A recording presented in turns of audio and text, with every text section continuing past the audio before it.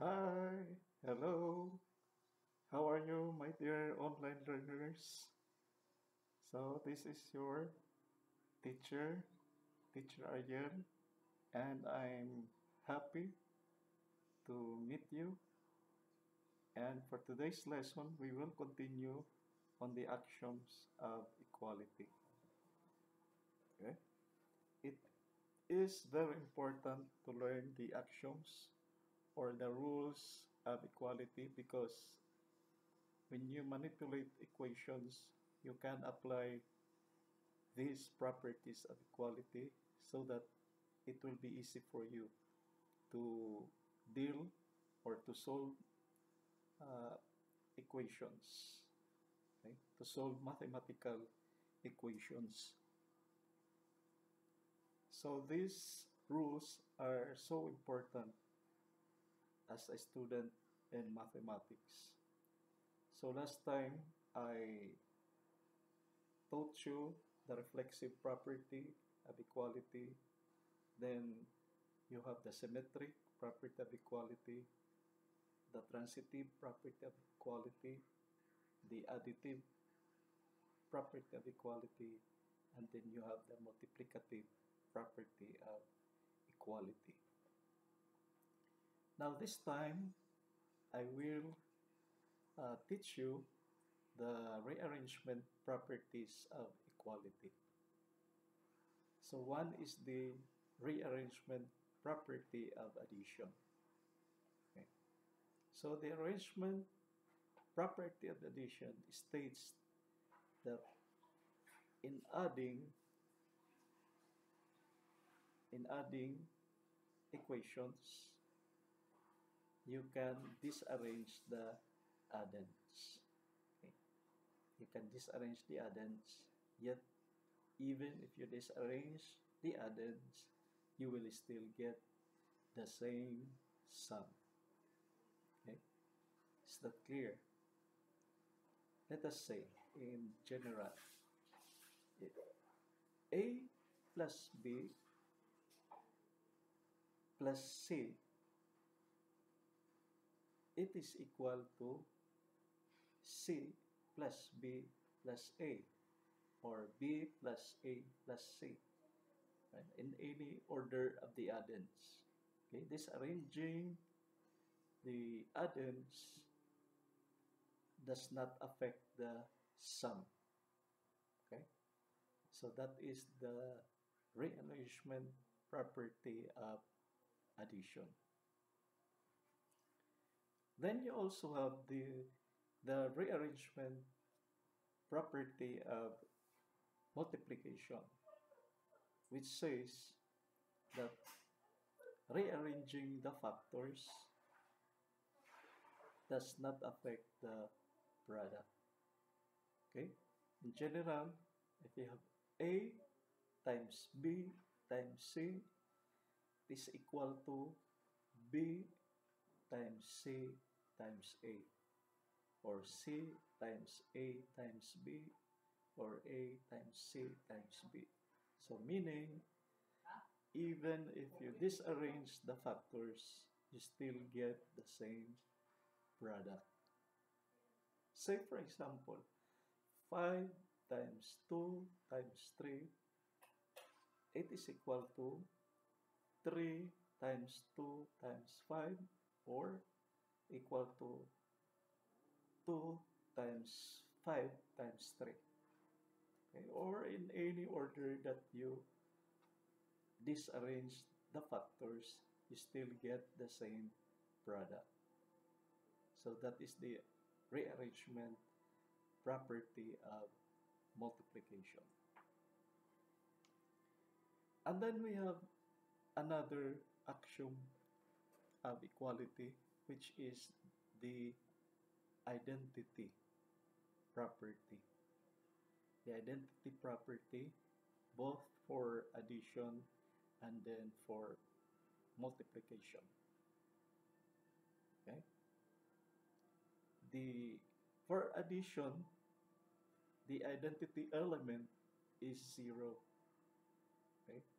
Because if you add any number to 0, you will get the same number. Okay, let us say x times 0 is equals to x. Okay, here. So, I mean x, because we are in the identity element or in the identity property of addition.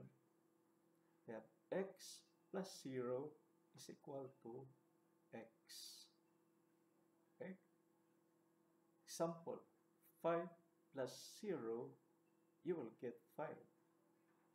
So in the identity property of addition, the identity element is 0 because this is the number 0 added to any number, you will get the number. Okay, did you get that? So that is the identity property of addition. Then we have the identity property of multiplication. Okay? The identity property of multiplication states that any number multiplied by 1 is equal to the number itself. So in general, if you have x multiplied by 1, you will get x. So x times 1 is equal to x. Y times 1 is equal to y. Okay? And here, the identity element is 1 for the identity property of multiplication, because any number multiplied by 1, you will get a product equal to the number itself. So that is the identity property of multiplication. And then we have the so-called commutative property of addition. A commutative property of addition. So let us say you have 5 plus 3, it is equals to 3 plus 5. So this is just the same as the rearrangement property for addition, in which the arrangement will not change the sum. Okay? For the order property of addition, you have 2 addends. So you have A plus B, it is equal to B plus A. X plus Y, it is equal to Y plus X. So you can disarrange the addends. Okay? Let us say 3 plus 5 is equals to 5 plus 3. Okay? You can disarrange the addends. Then we go to multiplication. Okay? The order property of multiplication. It states that disarranging the factors does not affect the product. Okay? So in general, if you have x times y, it is equal to y times x. Or y times z, it is equal to z times y. So in any manner that you disarrange the factors, you still get the same product. So that is the order property of multiplication. And then we have the associative axiom or the associative property of multiplication. So this is as well a very important property of equality. For example, if you have 5 plus 3 plus 2, okay? By associative, you can group together 5 plus 3, okay, then plus 2. Or that you can group 3 plus 2, you still get the same sum. So in other words, the associative is the grouping property. So for addition, in general, if you have A plus B plus C, okay, you group together, that is equal to, you group A plus B by putting inside the parentheses. So you have quantity A plus B plus C, okay, is equals to A plus the quantity B plus C. Okay, so that is the associative property of equality. Then another important property is the additive inverse. Okay, the inverse property both for addition and multiplication.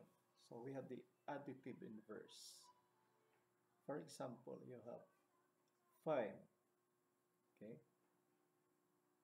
the additive inverse, it is the inverse. Okay, if you have a positive 5, the additive inverse is negative 5. If you have a negative 5, the additive inverse is positive 5. Now, if you add the two, let us say negative 5 plus 5, what will you get? 0. So, the sum of the additive inverses is equal to 0. Okay, in general, if you have x plus a minus x, then you will get 0 because you are combining the additive inverses.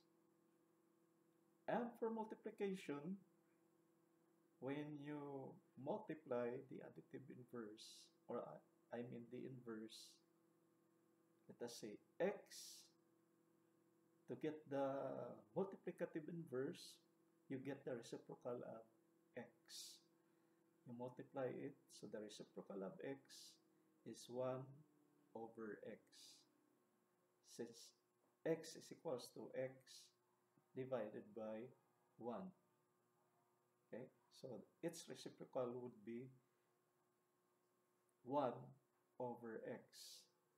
So when you multiply x by its reciprocal, you will get 1. So that is the multiplicative inverse property. So multiplying a number by its reciprocal, you will get a product equal to 1. Okay, so that is the multiplicative inverse property of equality. And the last that we are going to take up is the distributive property of equality. Okay, class. So the distributive property of equality, this is very important. Okay, or the breaking one of the factors, and then distributing it does not affect the product. Okay, in general, for the distributive property of equality, if you have A plus B times C, okay, it would be equal to A times C plus B times C. Okay, you are distributing both of the addends of one of the factors in which you break the factor. Let us say 30 times 6. Okay, when you apply the distributive property, you can break 30 into two addends. Okay, you can break the factor 30 as a sum. Let us say 25 plus 5. Okay, since it is equal to 30. So that will be 25 plus 5 times 6. Okay, because I was saying a while ago 30 times 6. So you break down 30, you get 25 plus 5. Okay, or in other ways, okay, you break 30, you can have 27 plus 3. Okay, so in our case, that is 25 plus 5. Okay, times 6. So by distributive, you can distribute 25. So you'll say 25 times 6 plus 5 times 6. Okay, that is how you apply the distributive property of equality. So well, my dear online learners, okay, you ought to learn the properties of equalities or the axioms of equality, because this is a very basic foundational knowledge for you to manipulate equations. Okay, thanks for that, and bye-bye for now.